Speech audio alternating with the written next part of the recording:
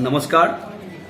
Jaipur pulse news के माध्यम से तरफ से हम सभी को, देशवासियों को, विदेश में जो रहता है सबको अम्बुबासी उपलक्ष्य में सबको बहुत बहुत शुभेच्छा। बहुत बहुत सबको नित्य दिन प्रतिदिन सबका उन्नति हो, सबका मनोकामना पूर्ण हो और कामाख्या देवालय कर्तृपक्ष के तरफ से भी बहुत बहुत शुभेच्छा, बहुत बहुत संबोधन, बहुत बहुत आप लोग का सभी मनोकामना पूर्ण हो। जय माता कामाख्या। महाराज एक चीज बताइए कि जो ये माता जी का है, कामाख्या माता का जो मेला भरता है, इसका मुख्य वजह क्या है?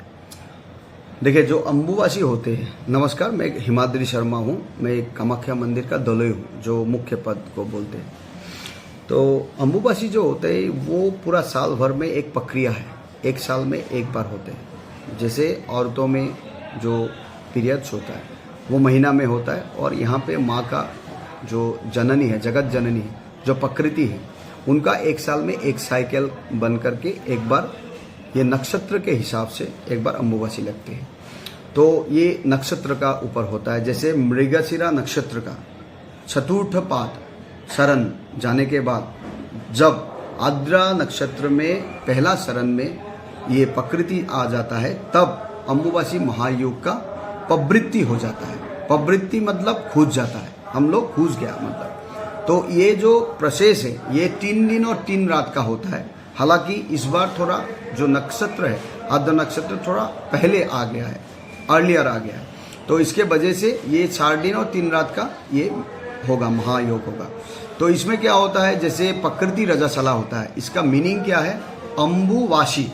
अम्बु मतलब जल और वासी मतलब इसको धारण करना, मतलब जल को जो धारण करता है, जो सृष्टि का जो पहला जो चरण होता है सृष्टि का, वही अम्बुबासी कहता है। तो इसलिए अम्बुबासी मतलब ये पूरा एनर्जेटिक जो वाइब्रेशन होता है वो धरती को मिल जाता है। जो ऊर्जा होता है, धरती का जो ऊर्जा होता है वो मिल जाता है। इस समय में धरती का इतना ऊर्जा रहता है कि आपका एनर्जी हो वो ट्रांसफर कर सकता है। मतलब आप जो आपका उद्देश्य है वो उद्देश्य को पतित करने के लिए, उसको पतित करने, उसको पाने के लिए जो आपका शक्ति है उसको दुगुना कर सकता है। आपका शक्ति में ये शक्ति जो भूमिका शक्ति है वो शक्ति मिला करके आपको दुगुना कर सकता है और आप सक्सेस ज़्यादा होंगे। तो जो मनोकामना है वो पूर्ण करने के लिए बहुत ही अच्छा समय है। लेकिन इसमें एक बातें है, जैसे जिस समय में ये अम्बुबासी का प्रवृत्ति होता है, इस समय में रजस्वला होता है, उसमें साइलेंस जो मौनता होता है वो मौनता अवलंबन करने का विधान है। क्योंकि भगवती खुद साइलेंस हो जाता है, मौनता होता है। ये इंटरनल पावर है, ये शक्ति है। ये इसको बाहर में कुछ हल्ला जैसे जो होता है ना, जो लोगों में आने के बाद हल्ला गुल्ला ये सब होता है, वो नहीं करना है, शोर शराबा नहीं करना है। एकदम एकांत हो करके मन का चित्त में बैठ करके मन में माँ का शरण, माँ का आशीर्वाद लेने का जो प्रयास है, जो जप तप ध्यान ये सब करके जो जैसा करना चाहता है, जो प्रैक्टिस करना चाहता है वो करके एक बार एकांत में बैठ के माँ का अगर शरण में बैठ के माँ का आशीर्वाद लेने के प्रयास करेंगे तो इससे उत्तम समय हो ही नहीं सकता। ये सबसे उत्तम समय है, सबसे बढ़िया समय है जो एक साधक के लिए है, और साधक एक बहुत बढ़िया से उसको उन्नति के पथ में ले जा सकता है। तो अम्बुबासी का समय का महत्व बहुत ज़्यादा है, क्योंकि ये पूरा प्रकृति को, क्योंकि माता जो है वो खाली हम लोग का नहीं है। ये माता जी जो है वो पूरा ब्रह्मांड का माता है, जगत जननी है, जगत उद्धारकारिणी है, जगत रंजनकारिणी है। मतलब वो पूरा रंजन माँ कर रहा है, उद्धार कर रहा है, सबको मनोकामना पूर्ण के लिए। सब जो प्रकृति है, जो पेड़ पौधा, सब कुछ माँ चला रहा है, सब में शक्ति संचार कर रहा है। जो सब में शक्ति संचार कर रहा है, एक समय में वो मौनता हो जाता है, मतलब वो साइलेंस होता है, तो प्रकृति कैसे चलेगा? इसका भी ये है। तो प्रकृति कैसा चलेगा? जो ऊर्जा भूमि से निकलता है, जो माँ उस टाइम में साइलेंस में चला जाता है और भूमि से जो ऊर्जा उठता है, वो ऊर्जा से पूरा का पूरा जो ब्रह्मांड का जो शक्ति है वो चलता है। तो इसलिए अम्बुबासी का जो समय है वो बहुत महत्वपूर्ण समय है। सबको एकांत होकर के मौनता से आपका साधना करना चाहिए। इस जो 3 दिन और 3 रात्रि का जो आपने आद्रा नक्षत्र का प्रवेश काल बताया है जी। ये संपूर्ण आद्रा नक्षत्र काल में ही चलता है, हाँ। या इसमें और नक्षत्र भी प्रवेश कर सकता है तीन नहीं, काल में? पहला शरण है, आद्रा नक्षत्र का पहला शरण है। देखिए, हाँ। इसमें जो पहला शरण है उसी को शरण को ही 3 दिन 3 रात बोलते हैं। ठीक है, 4 चरण होता है एक 4 नक्षत्र शरण का। होता है, तो 4 शरण में आप घुसते नहीं है। जैसे 4 शरण एक दिन में भी हो जाता है, हाँ, लेकिन ये 4 शरण का बात हम लोग का शास्त्र में उल्लेख नहीं है। जो पहला शरण है उसी का उल्लेख, मतलब प्रवृत्ति का उल्लेख है, निवृत्ति का उल्लेख नहीं है, केवल क्योंकि- प्रवेश का उल्लेख है। हाँ, क्योंकि देखिए, आप जब कार्य करेंगे ना, तो आप कार्य करके कब लौटते हैं उसमें आपको इम्पोर्टेंट नहीं है।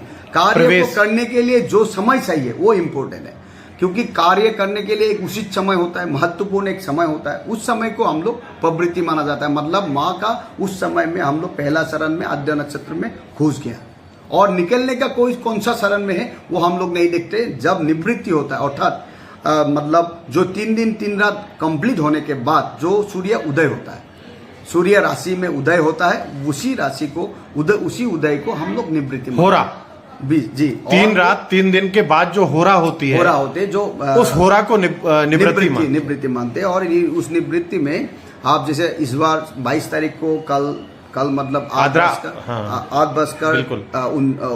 39 मिनट और 8 बजकर 43 मिनट 39 सेकेंड, हाँ। उसमें प्रवृत्ति आ जाएगा। उस समय में ही आद्रा नक्षत्र का पहला प्रवेश शरण में आएगा। प्रवेश है, बिल्कुल। तो उसके बाद हम लोग नहीं देखेंगे। जब 26 तारीख का सूर्य उदय होगा उस टाइम में माँ का स्नान वगैरह होगा, मतलब ये जो 7 जो सुबह है वो कंप्लीट हो जाएगा, और उसी में माँ का स्नान वगैरह होगा। तो निवृत्ति मतलब माँ का अगेन जो पूर्व रूप है, पूर्व रूप से जो पूजा पाठ चलता है वो चलेगा। तो इन 3 रूप में जो एकांतवास होता है, उस दरमियान गर्भगृह में क्या प्रक्रिया जारी रहती है? देखिए, ये प्रक्रिया खाली गर्भगृह के लिए नहीं है, जितना भी देवता है, जितना भी ये, उसका दर्शन नहीं है उस टाइम में, क्योंकि उस टाइम में हम अब पहले ही बोला कि उस टाइम में 7 होता है, मतलब एक प्रकार की जो रजस्वला होता है उसमें अशुद्धता का एक, बिल्कुल। क्योंकि सब में वो साइंस भी बोलता है कि बिल्कुल। इसमें अशुद्धता आ सकता है, तो उस अशुद्धता में माँ भी नहीं चाहता है कि किसी को भी उस टाइम में दर्शन करे। तो प्रवेश द्वार जो गर्भगृह होता है वो पूरा बंद होता है, वो बंद करके रखता है, उसमें कोई प्रवेश नहीं कर सकता है। और 3 दिन 3 रात के बाद जब सूर्य उदय होगा होरा में उसके बाद कर सकता है।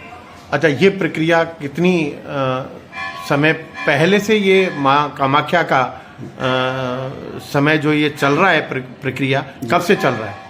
ये तो आदि अनंत युग से चल रहा है, इसका कोई बोल नहीं सकता कि कब से चल रहा है। मतलब इसका कोई रिकॉर्ड नहीं है। रिकॉर्ड नहीं है आपके रिकॉर्ड पास? कैसे होगा? जैसे सृष्टि शुरू हुआ तब से अम्बुबासी चला, एक साल में नहीं, इसका कोई प्रमाण तो होगा? देखिए, प्रमाण, आप इसको अगर प्रमाण खोजने जाएंगे तो 10,000 साल पुराना आपको खोजना पड़ेगा।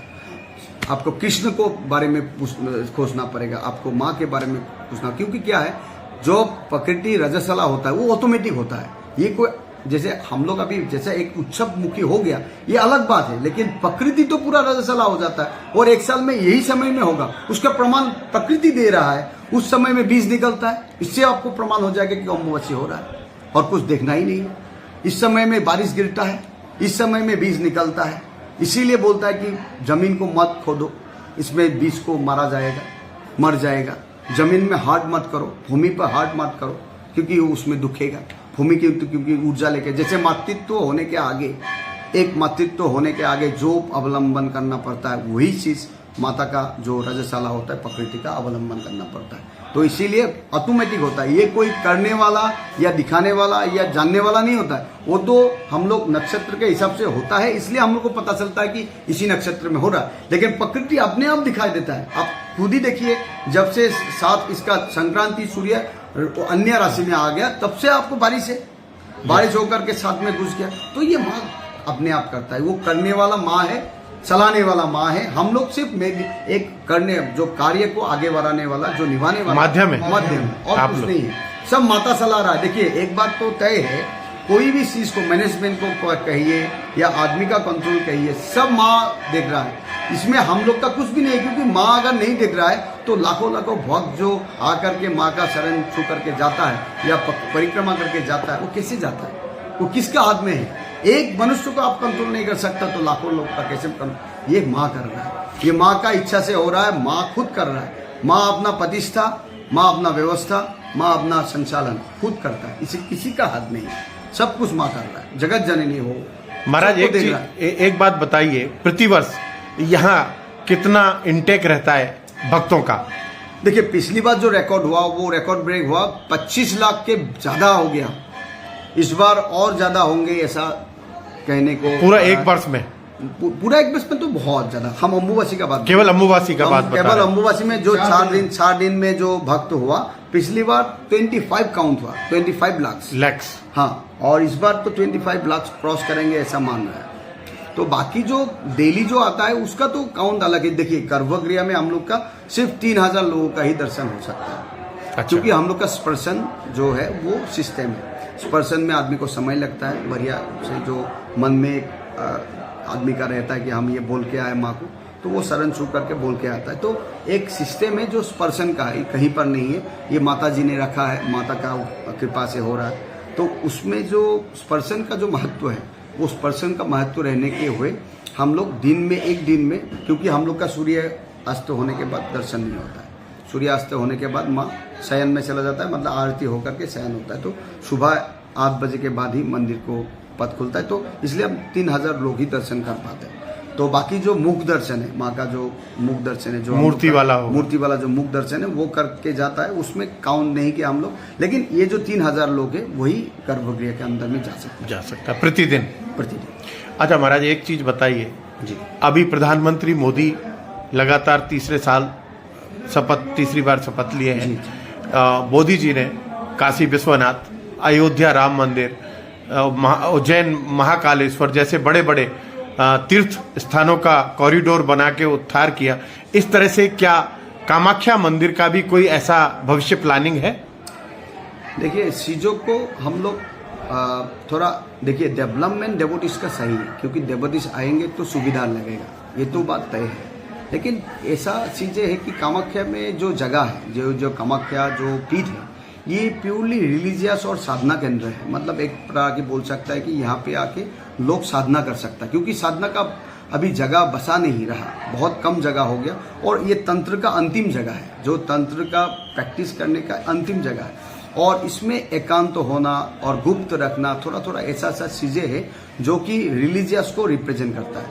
और अभी जैसे पर्यटन बढ़ रहा है, मतलब पर्यटक बढ़ रहा है, जो टूरिज्म के हिसाब से बढ़ रहा है, उसको भी कंट्रोल करना थोड़ा मुश्किल हो रहा है। तो इसको देखना पड़ेगा। देखिए जैसे पर्यटक को अगर बहुत ज़्यादा बढ़ाएंगे हम लोग, ये तो तय है कि पर्यटक जब आएंगे तो आपको सुविधा देना पड़ेगा, ये एकदम 100% है। लेकिन पर्यटक को यदि पूरा का पूरा पर्यटक कर देंगे तो रिलीजियस का जो महत्व है वो हम लोग का हिसाब से चला जाएगा। क्योंकि क्या है, देखिए जितना शोर शराबा या लोगों को जितना बहुत ज़्यादा लोगों का आना होगा तो क्या होगा, जो साधना का जो चीज़ें है, जैसे बहुत लोग तंत्र प्रैक्टिस करना चाहता है, जो वामाचार जो एक प्रैक्टिस है वो कामाख्या में बसा हुआ है, तो वो प्रैक्टिस करने के लिए एकांत या गुप्त जगह चाहिए, जो कि माँ का गर्भगृह हो या माँ का अन्य जो अनुषंगिक जो जगह हो वो सब में होता है। और पूजा भी होता है, ऐसा तरह तरह की पूजा होता है जो कि गुप्त पूजा है। तो वो सब भी हम लोग को देखना पड़ेगा, एक महत्व का बात है। लेकिन हम भी यही चाहता है कि डेवलपमेंट हो, लेकिन वो सोच समझ करके थोड़ा सा जो है वो देखना पड़ेगा कि ये सब करने से, पर्यटन को बढ़ाने से कोई माता जी का, देखिए अब अभी तक हम लोग डेवोटिस का नज़र से देखा है, अभी तक हम लोग माता जी का नज़र से नहीं देखा है कि माँ क्या चाहता है, वो भी देखना पड़ेगा। माता जी क्या चाहता है और माता जी का अभिप्राय क्या है, और माता जी इतना दिन तक जो माता जी निरंतर आशीर्वाद दे रहा है, जगत कल्याण कर रहा है, उसका भी देखना पड़ेगा कि माता कामाख्या में बैठ करके माता जी किस तरह की डेवलपमेंट चाहता है, वो भी देखना की बात है। तो हम लोग को कुल मिला के ये सब बातें हैं कि हम लोग डेवलपमेंट चाहता है, ये भी है। हम डेवोटिस को ऐसा नहीं करना चाहता है कि डेवोटिस आके यहाँ पे कष्ट मिले, सबको सब सुविधा मिलना हम लोग को भी इच्छा है। और इसीलिए इस इच्छा से ही हम लोग जितना जो भी गवर्नमेंट का हो, जो भी प्रोजेक्ट हो, उसको हम लोग आज तक कोई मना नहीं किया है। जो डेवोटिस का अच्छे के लिए वो हम लोग ऐसे भी किया, लेकिन चीज़ों को एक दूसरा नज़र से भी देखने का अभी समय आ गया। क्योंकि अगर हम लोग नहीं बोलेंगे या नहीं करेंगे तो भी एक भविष्य में इसका एक जिक्र रह जाएगा, एक प्रश्न रह जाएगा, जो कि भविष्य में एक प्रश्न रह जाएगा कि इसका अगर ऐसा करके अगर डेवलपमेंट हो जाए, जो यदि माँ नहीं चाहता है, वो भी एक प्रश्न एक बार आता है, मन में उदय होता है। तो जो भी हो, कुल मिला के प्रधानमंत्री जी ने बहुत अच्छा काम किया है, बहुत जगहों में बहुत डेवलपमेंट भी बहुत अच्छा किया है। तीर्थों का जो लोगों का जो कहने का है, तो बहुत लोग बहुत खुश है, लोग बहुत अच्छे से दर्शन वगैरह करके सब में बहुत विकास भी हुआ है। तो प्रधानमंत्री जी को यही हम मैसेज देना चाहते हैं कि हम लोग भी चाहते हैं कि डेवोटीज का जो भी पर्यटन आता है, जो भी होता है, वो लोग को सब अच्छा सुविधा स्वास्थ्य हम लोग एकदम 100% हम देने की इच्छा रखता है। लेकिन केवल एक ही इच्छा हमारा व्यक्त करना चाहता हूँ कि जो रिलीजियस, जो अध्यात्म है, जो स्पिरिचुअल है, उसमें भी थोड़ा सा नजर डालने की कोशिश करना होगा हम लोग को। क्योंकि देखिए, कैसे पता लगेगा कि माता जी क्या चाहते हैं? देखिए, माता जी क्या चाहता है वो भक्त जानता है। अगर मान लीजिए हम लोग 1200 साल पुराना अगर हम लोग परंपरा को चला आ रहा है, यदि हम लोग कन्नौज से हम लोग आया है, यदि हम लोग मिथिला से चुन चुन करके प्रत्येक तंत्रिक को, प्रत्येक पुजारी को लेके आता है, तो कुछ ना कुछ तो बजे रहना पड़ेगा ना। ऐसे तो लोग नहीं लेके आता है। तो 1200 साल पुराना जो परंपरा चला आ रहा है, उनको निश्चय उनको अनुभव होगा कि माता क्या चाहता है। लेकिन एक बात है, तंत्र में एक चीजें है जो कि हम लोग बहुत सारा गुप्त चीज आदमी के समक्ष नहीं रख सकता है। ये शिव शासन है, शिव जी का कालिका पुराण में लिखा हुआ हर एक शब्द, हर एक चीजें, वो आप जो जनरल आदमी, जो साधारण व्यक्ति है, उसके समक्ष आप नहीं रख सकता। ये हम लोग का थोड़ा सा सिस्टम, मतलब कंट्रोल करने का कोई सिस्टम है जो तंत्र में बोलते हैं। तो हर एक चीज तो हम आपके सामने समक्ष नहीं बोल सकता है। लेकिन यही बोलना चाहता है, जो वामाचार, जो मपंचक, जो पद्धति वेद का, जो तंत्र का, वेदागम का, जो कालिका पुराण, योगिनी तंत्र, कामाख्या तंत्र, बहुत सारा तंत्र जो बता रहा है, क्योंकि हम लोग जो न्यूटन का गति सूत्र है वो तो कितना साल का पुराना है, और जो कालिका पुराण जो 10,000 साल पुराना रिप्रेजेंट करता है, जो उप पुराण में सबसे पहला आता है कालिका पुराण, उसको हम नहीं मानेंगे, ये भी तो नहीं हो सकता है। तो कालिका पुराण के हिसाब से हर एक चीज प्रमाणिक है। यहाँ पे एक पेड़, एक पत्थर, सब कुछ प्रमाणिक है। यहाँ का पीठ का विवरण है, कहाँ से कहाँ पीठ कितना दूरी में है, ये भी है। तो सब कुछ प्रमाण कामाख्या में मौजूद है, शास्त्रज्ञ प्रमाण है। ऐसा नहीं कि हम बोल रहा है, ये हमरा बोलने से नहीं होगा। ये शिवजी आगम में, शिवजी और पार्वती जी का जो डायलॉग्स है, शिव आगम में डायरेक्ट बोल रहा है, शिवजी बोल रहा है कि ऐसा ऐसा करना चाहिए, वो ऐसा ऐसा करना चाहिए। पार्वती जी पूछ रहा है और शिवजी अच्छा दे रहा है। जो पार्वती जी बोल रहा है कि शिवजी जैसा टीचर, मतलब गुरु कहीं नहीं है, ऐसा भी वहाँ पे उल्लेख आता है। तो हर एक कुल मिला के हर एक चीज को प्रमाण है। हम ये चाहता है कि देखिए, माँ का नजर से देखना अभी समय आ गया, दृष्टि थोड़ा चेंज करना पड़ेगा, और प्रकृति जो है वो प्रकृति का नजर से देखना पड़ेंगे।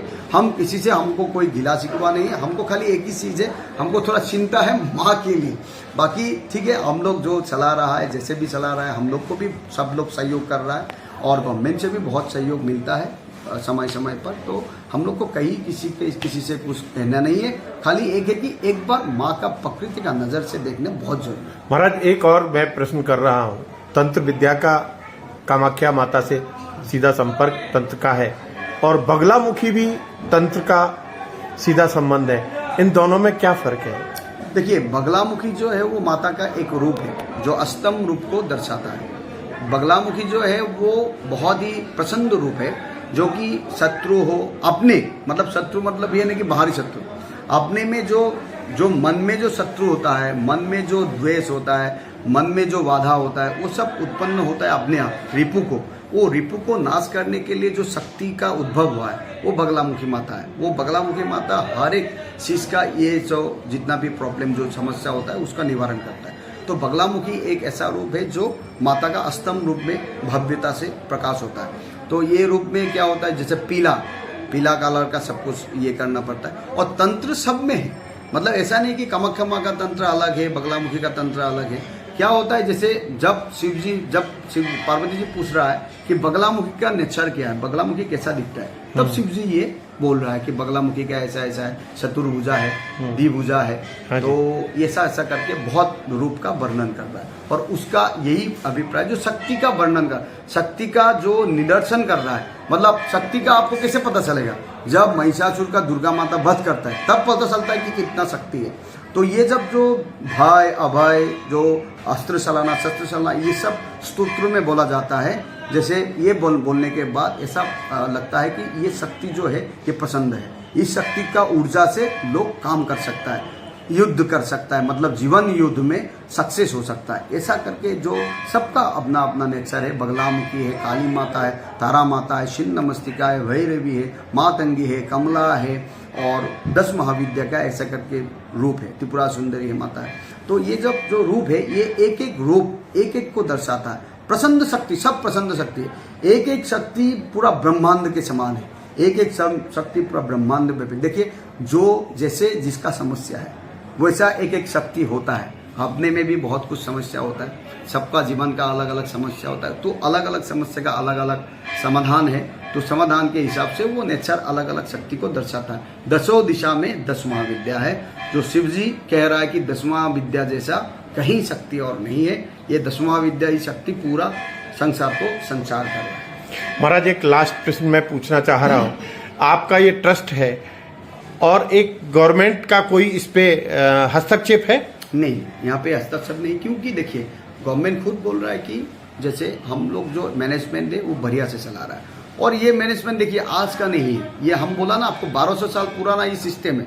दलई का जो परंपरा है ये आज का नहीं है, दलई परंपरा उस टाइम में भी फाइट करके करके करके दलई परंपरा को जीता गया, या कोर्ट में भी जीता गया, बहुत कुछ आकर के भी दलई परंपरा को जीता गया। ये कोई मामूली सिस्टम नहीं है, ये राजा लोग ने बनाया हुआ सिस्टम है, और इस सिस्टम से बढ़िया मतलब जो सिस्टम हायरार्किकल जो सिस्टम है ये बढ़िया से मंदिर मैनेजमेंट करने का एक बहुत बढ़िया सिस्टम है। तो इस सिस्टम को सब लोग ने एक्सेप्ट किया, गवर्नमेंट ने भी एक्सेप्ट किया, और हम मतलब एक्सेप्ट करने का ना करने का सवाल ही नहीं होता, क्योंकि हम लोग सहयोग से काम करता है। जैसे हम लोग को प्रशासनिक कुछ सुविधा लगेगा तो हम लोग गवर्नमेंट को बोलते हैं, गवर्नमेंट अगर हमसे कुछ सुविधा लगता है हमको बोलता है, तो एक कोऑर्डिनेशन जो होता है, जो एक कोरिलेशन होता है, कोऑपरेशन होता है, वो सब जगह जगह में समय समय पे ये होता रहता है, और ये हम लोग बढ़िया से चला आ रहा है। महाराज एक अंतिम प्रश्न मैं पूछना चाहता हूँ, इस 1200 साल का जो आप इतिहास बता रहे हैं, इसमें कोई महत्वपूर्ण विशेष घटना? बहुत घटना है। इस एक विशेष घटना जो है वो अहोम जब राजा था, राजा का हम नाम नहीं बता सकते, अहोम का जब राजा था, एक राजा ने विशेष जो ये सिस्टम है, ये सिस्टम हिल गया था, ये सिस्टम हिल गया था। इस सिस्टम को पूरा का पूरा अलग जो एक कल्चर का जो व्यक्ति था वो उसने वो पूरा तहस नहस कर दिया था इस सिस्टम को। लेकिन वही राजा ने 50 साल के बाद, वही राजा ने, जिस राजा अहोम राजा था, वही राजा ने कुछ ऐसा मतलब राजनीति किया जो कि और इस सिस्टम को उठा करके यहाँ पे कामाख्या में डाल दिया। अभी सॉन के वॉइस हम नहीं बता सकता, लेकिन ये एक बहुत बड़ा एक हिस्ट्री में है, जो कि एक घटना था, जो कि कामाख्या में ये सिस्टम रखने के लिए उनको राजा का बहुत महत्वपूर्ण उनका योगदान था। मतलब उन्होंने ही नष्ट किया और उन्होंने ही वापस उस परंपरा को पुनः नहीं किया था। हाँ। मतलब कोई जैसा होता है ना, गुप्त शत्रु होता है ना, हाँ। गुप्त शत्रु ने दूसरे कोई कल्चर के साथ मिल करके उसको नष्ट किया, नष्ट कर दिया। लेकिन उन्हीं राजा ने पुनः उसको स्थापित ले लिया था कि माई का जो सिस्टम है वो पुनः यहाँ पे निर्माण होना पड़ेगा, तो ऐसे करके पुनः निर्माण किया। और एक है कि जैसे 500 या 550 साल के आगे में जो मंदिर का ऊपरी हिस्सा हम लोग देख रहा है, जो नरनारायण शिलाराय ने बनाया था, वो कुचबिहार का राजा था। उन्होंने क्या, पहले तो मुस्लिम राजा जो कालापहाड़ था, उन्होंने लगभग 1400 साल के बाद, 1300 से 1400 साल के बीच में कालापहाड़ ने मुस्लिम राजा था, उन्होंने सब मंदिरों को तोड़ा था, यहाँ का नहीं बहुत जगह का मंदिर को तोड़ा था। तो जो मंदिर को तोड़ा गया उसके बाद जो मंदिर बनाया गया, जो आज का मंदिर हम लोग ऊपरी भाग को देखता है, ऊपर का जो ऊपर का हिस्सा देखता है, वो थुम्बस तक जो ऊपर का भाग देखता है वो नरनारायण शिलाराय, जो कि कुचबिहार का राजा होता था, वो लोग बहुत पराक्रमी राजा था, उस राज का नाम है। तो उन्होंने ही ऊपर का जो भाग है उसमें एक एक ईंट में एक एक रत्ती सोना दे करके वो पूरा का पूरा मंदिर को निर्माण किया। और वही नहीं, बहुत सारा मंदिर का सामने में जो भी मंदिर था वो भी उन्होंने निर्माण किया। तो इसका भी एक उल्लेख है जो नरनारायण शिलाराय का ये मंदिर का, क्योंकि उनका मूर्ति भी अंदर में है, गर्भगृह के अंदर में जो दीवारें में वो नरनारायण शिलाराय का दोनों का भव्य मूर्ति रखा गया, क्योंकि वो लोग ने नया जो मंदिर का निर्माण किया वो लोग ने किया। धन्यवाद महाराज, बहुत बहुत धन्यवाद आपका।